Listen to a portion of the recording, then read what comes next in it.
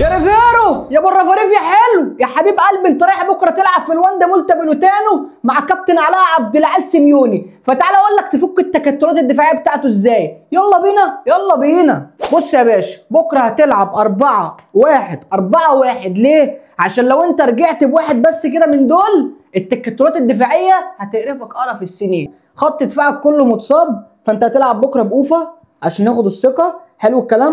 كابتن اشرف داري وكابتن احمد رمضان بيكهام اللي انا شايف بكره هيبقى واحد من نجوم اللقاء، لان اتفرج ومتع عينك بالتمريرات بتاعته.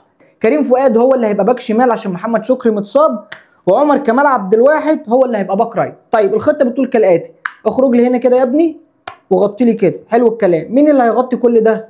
انا محتاج بكره ديانج لاسباب كتيره جدا يا باشا. انا مش عايز بكره دافع، انا عايز بكره هاجم بكل الخطوط بتاعتي، لان هو هينام الاتوبيس من اول الماتش. هنروح يا باشا هنا بقى. هنا احنا عرفنا خلاص البوكت ده بيلعب فيه مين؟ كابتن محمد علي بن رمضان.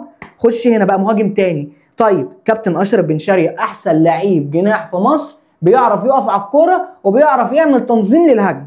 طيب انا عندي هنا مشكلتين. لو حطيت زيزو هنا هيعمل لي عرضيات كتير، لو حطيت تريزيجيه هنا عرضياته هتبقى قليله. فانا من وجهه نظري بكره ان تريزيجيه هو اللي يبقى في نص الملعب متحرك، وزيزو هو اللي يمسك الطرف اليمين عشان يعمل لي عرضيات كتير، لان التكتلات الدفاعيه دي بتتم كالاتي: يا تعرض كتير يا تشوط كتير. مين المهاجم بكره؟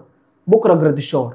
ايه السبب جراديشار؟ بص يا باشا، هو دايما قلوب الدفاع هنفترض ان هو عنده قلب دفاع هنا وقلب دفاع هنا ونزل له الديفندر وعند الباك والباك، فهو بيلعب ورا بخمسه، هو منيمهم ورا غير الاثنين بتوع نص الملعب نازلين. مين اللي ممكن يسحب لي الكلام ده كله؟ جراديشار. طب مين اللي ممكن يكسر لي مسارات التسلل؟ جراديشار. طب جراديشار لو خرج هنا ساعتها ممكن تريزيجيه يخش كده وبن رمضان يخش كده وبن شرقي، يبقى ساعتها جراديشار وزيزو هما البلاي ميكر بتوع الفرقه، واحد بيخرج المدافعين بره الكوره وواحد هو اللي بيصنع كل الكلام ده كله. فرصه عمر كمال عبد الواحد بكره يثبت نفسه للراجل ويعمل لي تمريرات عرضيه هنا تقدر تفك كل التكتلات الدفاعيه بتاعت فرقه غزل المحله. كريم فؤاد كلنا عرفنا دوره، ان دوره هيبقى بالمنظر ده كده. لو اشرف بن شرقي فاتح يبقى كريم فؤاد هو اللي يسقط لي هنا، وانا اتمنى ان كريم فؤاد يبتدي يجرب يشوط من هنا كتير، لان دي العدله بتاعت رجله. فقول لي انت بقى يا صاحبي في الكومنتات، هل مستر ريفيرو الحلو ابو الرفاريف